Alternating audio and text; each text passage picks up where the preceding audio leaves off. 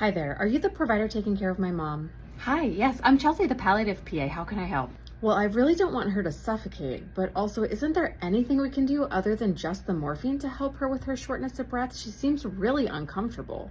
Let me first take a moment to explain what the breathing can look like at end of life. So sometimes the breathing can get really big and deep and fast, and then it can get really, really slow and shallow. So sometimes we call this crescendo, decrescendo breathing, and this is really common. So just know that may not really be discomfort related, but it actually is just a normal part of the process.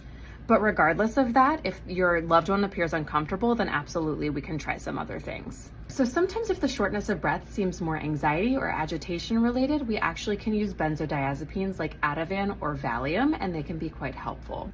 Is there anything I can do to help? I really want to be involved in her care. I just feel kind of helpless.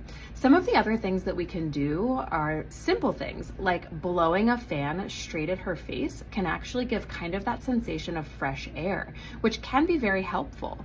We can also prop her head of the bed up a little bit to about 30 degrees. This helps her naturally breathe a little bit easier rather than lying completely flat.